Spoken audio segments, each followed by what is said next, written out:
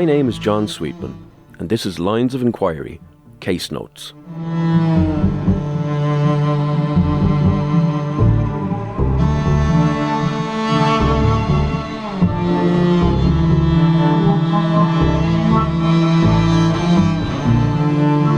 This is a little different to our usual episodes. Case Notes is a new strand of Lines of Enquiry, where we step away from telling one specific case in detail and instead take time to reflect, revisit past investigations, and respond directly to you, the listener. These episodes are conversation-based. Sometimes that will mean returning to old cases with guest contributors. Other times, like today, it means opening the inbox and engaging with the questions, observations, and information people have shared with us. You can get in touch with us at linesofenquiry@goloudnow.com. We have received a huge amount of emails and feedback since Lines of Enquiry began, and for this first episode of Case Notes, we want to take the time to go through some of that correspondence, respond to it properly, and reflect on what listeners have brought to the series. This episode also brings Season 1 of Lines of Enquiry to a close. Your support allows us to tell these stories. I have been overwhelmed by the level of backing to date. It means you will not have to wait long for new cases. Season 2 begins on January 6th, 2026.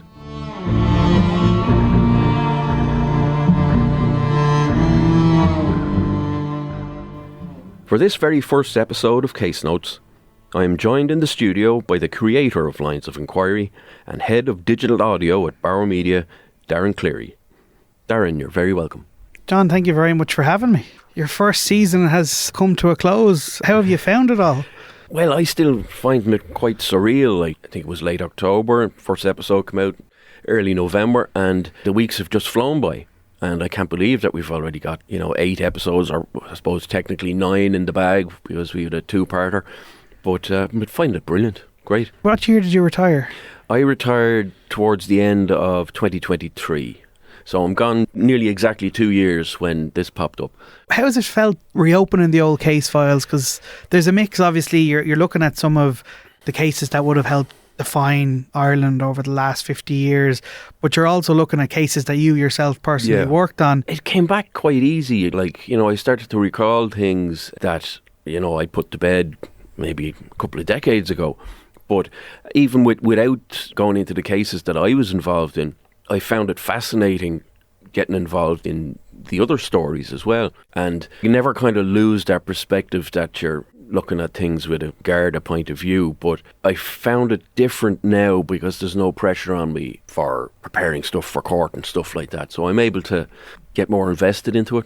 And when you pick up a story, one maybe that you haven't worked on, do you find yourself reverting to the Garda detective mode and thinking about what did the scene look like, what did they do first, who was on site? Yeah, certainly for the ones I wasn't involved in, I've been going down the rabbit hole, and I'm on Google Maps and seeing if I can get street views of these places just to get a kind of a feel for it.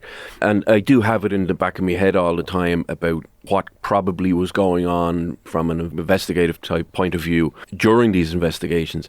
I just find it fascinating finding out about things that I wasn't even aware of, The cases you've covered so far in season 1, I'm sure every one of them stays with you in a different way. But I suppose the way you described it is, it's followed me around my whole career. The Midlands letter, The Beast. Yeah.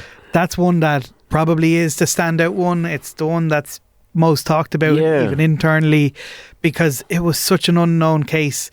It's probably amplified now, that sense that it follows you around after shining the spotlight on it here. For me, it's a little bit different from the inside looking out. At the time, it was just another case, but it happened to be one that grew legs, and it went on for a longer period of time than most similar cases like that, with question handwriting.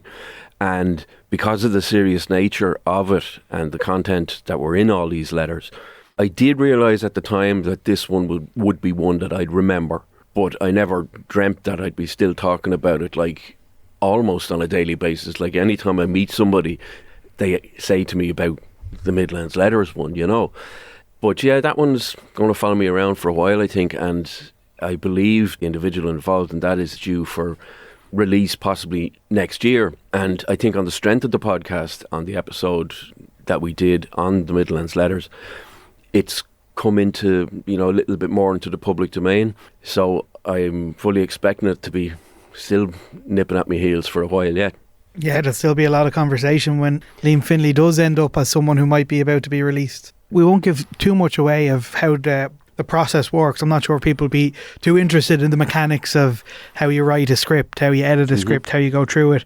But one thing I probably struck the wider team is, the openness of guards to have a chat with you and talk about how they've managed very tough investigations. Yeah. Is that something you found really helpful, being able to pick up the phone and talk to people? Yeah. Like Alan Bailey on Nora Sheehan, for example. Certainly any retired members that either myself or other people involved in the script writing have contacted. You said Alan Bailey there, who was one of the founding members of the Serious Crime Review Team or the Cold Case Unit, and he was very helpful, as you say, with the Nora Sheehan episode.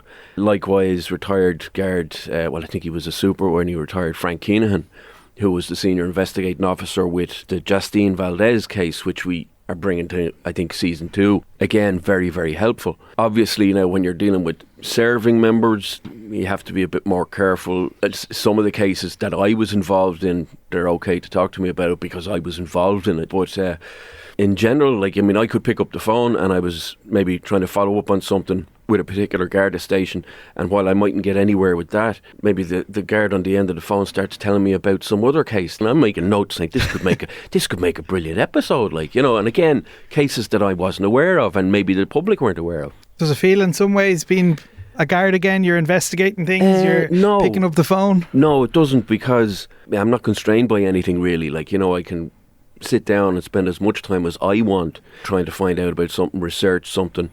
Maybe if I'm doing some script writing, I just, start firing words at the page. I know that other members on the team are going to have a look at that and polish it or change it or make suggestions. So, it's much more freer when you're still a guard. You have to do things a certain way, within certain parameters, and you're bound by different legal aspects. Whereas this is very free, and the only danger is that you start looking into something and then you're off down some other path and you have to try to find your way back to what you're meant to be writing about. But no, it doesn't feel like I'm back being a guard doing Garda work. It feels fresher and newer. In the best way possible. Absolutely, yeah.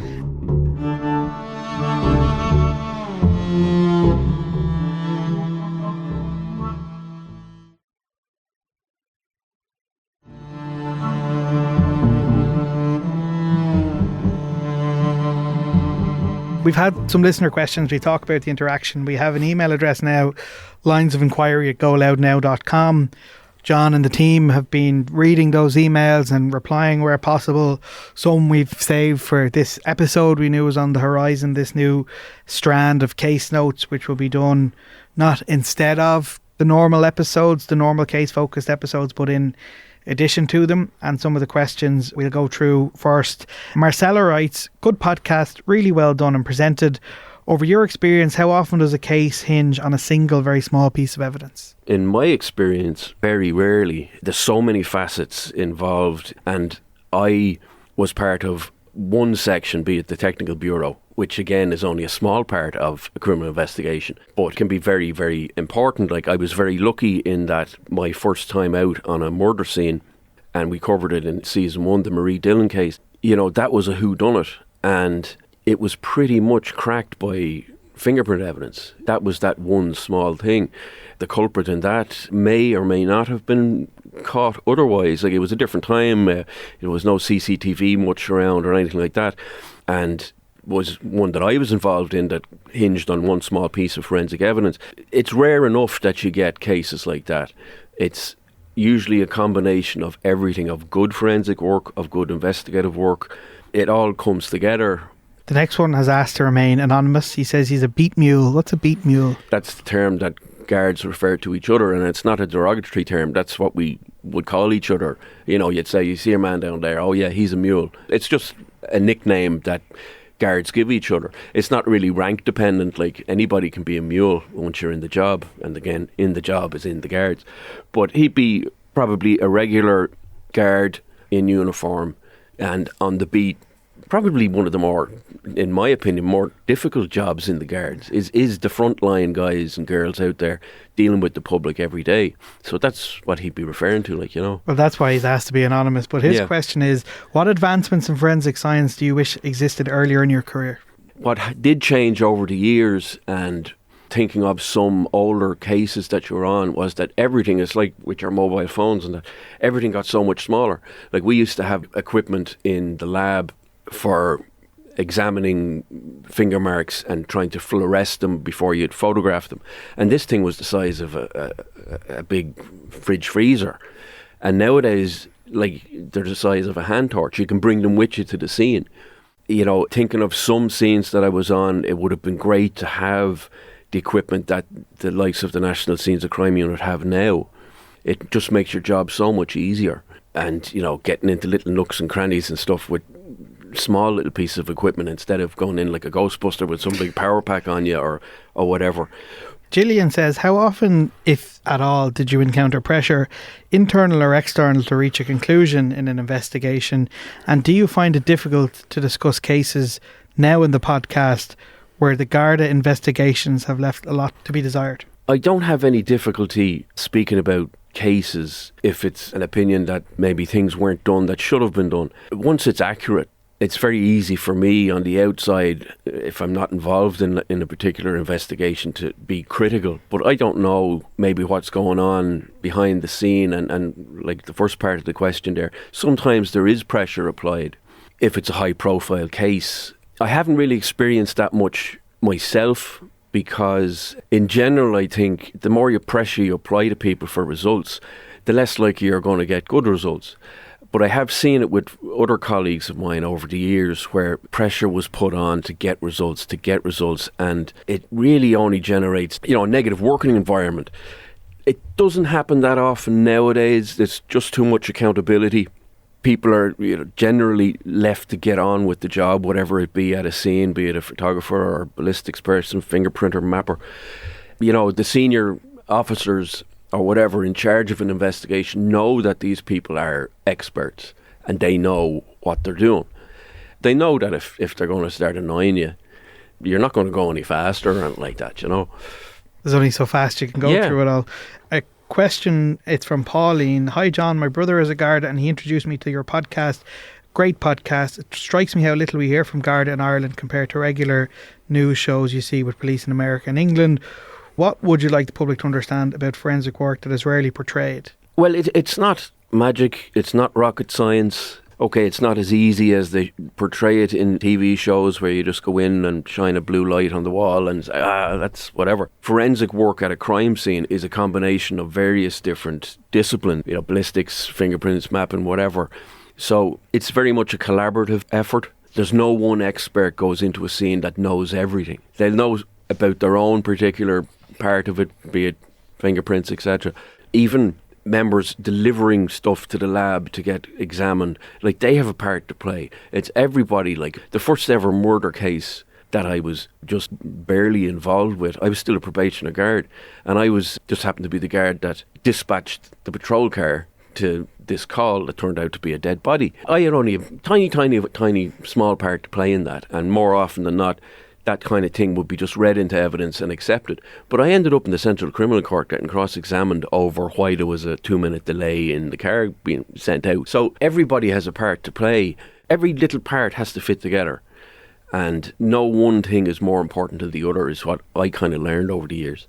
On Lines of Enquiry, we do tend to focus a lot on the forensic aspect of it, because it is a massive part of these investigations, but one part of an investigation. Like, I used to see, I'd be heading down to the court with, I'd have a big thick file, maybe like a phone book with all my marks and lifts and stuff like that. But then you'd see the investigation team coming in with boxes and boxes and boxes of stuff. So we're only a small part of what goes into an investigation like that, you know. The feedback has been really positive, John, but one thing in some of the comments is about the cases that are solved. People generally, one or two, not a massive amount, rather the cases that end neatly. What do you say to those people? Well, I'm glad they like the cases that end neatly, because they do make great stories, and that's what we're here for, is to tell stories. But not all crimes are solved. You know, all the missing persons, stuff like that. The Barbara Walsh case being an example. And again, I didn't know anything about Barbara Walsh until the script was being put together. And with those type of cases where you don't have a resolution, and we tell the story on the podcast, maybe something will come from that somebody somewhere will hear it and say, I remember that, and I remember something about it, and maybe somebody will come forward. So it's important to tell those stories that haven't been solved or resolved, because it would be just fantastic if, in us putting out episodes with cases like that it might jog somebody's memory. So I think it's important to mix those ones with beginnings and ends with the more open-ended ones, because they're equally as fascinating. I find them very interesting to talk about, you know. Yeah, and I guess from your point of view, you want to have a victim-focused approach. You can see that in all the episodes so far. It's about the person, not the perpetrator. And when you want to shine a light on these stories, someone's still waiting for justice shouldn't be denied justice just because, or a platform just because there's no kind of neat little bow at the end of it. And, you know, whether a case has gone through the courts or whether it hasn't, or there's been no arrests made or something like that, the victims are still there, and you have the victim's family. Like, they have to live with that. And even if there is a resolution, they still have to live with it. So it's important to always remember that behind all these stories that we're telling, there are real people there. And I think certainly so far the scripts have reflected that. In terms of your season 2 plan, you'll obviously have a little Christmas break, but season 2 is coming very early in 2026. Tell our listeners, if you can, what to expect from that. You don't have to tell all the cases, but what one are you working on this week? I've been working on getting a script together for the Justine Valdez murder, which happened in 2018. I think most people would probably remember it because it was just such an unheard of thing here in Ireland, where a young woman can get abducted in broad daylight, and then a huge search operation kicks into gear. I was involved just in the periphery of that case. I found it absolutely fascinating, but very sad case, and that's just one script that I'm working on. There'll be other ones coming along, but again, hopefully a mix of maybe recent enough cases people might be familiar with, and then also cases that people won't be familiar with and won't have resolutions. Also in this case note series you're going to do, in addition to the main ep, you're going to have guests on, you're going to revisit some of the cases. Is that something you're looking forward to do, a more informal chat with people about going back to some of the cases, I guess? It will be very interesting to have people on that were involved, maybe ex-Garda members in cases, or people that were directly involved in certain incidents, and to have a chat with them about it.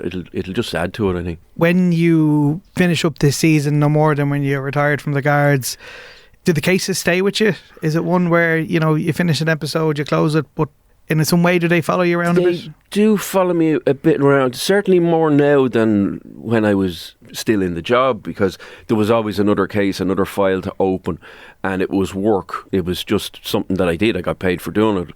With this, it's different, and even with the ones, the stories we've covered that I wasn't involved with as a serving member, they do kind of get under my skin a little bit more. And I found certainly there last week when I turned in a draft for the Justine Valdez case, that was in my head it's still in my head, which is a good thing, because you want to be able to tell the story in that kind of headspace where you're very much mindful of, again, the victim's family and the work that went into the investigation. But yeah, they're kind of sticking with me now. I spent 30 years in the job and carried very little baggage with me through all the years that I saw different bits and pieces. But that was different. They were in a different mindset. Whereas this, I find you get more involved with it. But I like it.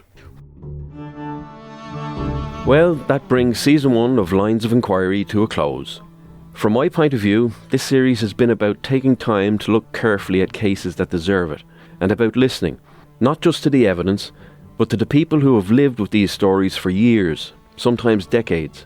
One of the most striking things over the course of the season has been the volume of contact we've received from listeners. Comments on Spotify, reviews on Apple, emails to the inbox. People who worked on cases, people who were affected by them, and people who still have questions. That engagement has shaped this series more than anything else, and it is something we take very seriously. I want to thank everyone who has taken time to get in touch. If you have information, questions or reflections you want to share, you can contact us at linesofenquiry@goloudnow.com. As I mentioned earlier, this is the end of Season 1, but it is not the end of Lines of Enquiry. Season 2 begins on January 6th, with new cases already in production, and we will continue to approach them in the same way, carefully, respectfully, and guided by the evidence. Lines of Enquiry is presented by me, John Sweetman. The podcast is created by Darren Cleary. Our executive producer is Owen Brennan. Siobhan Walsh and Siobhan Maguire are our producers. Have a happy Christmas and a safe New Year. And remember, in the end, everything done in the dark comes to light.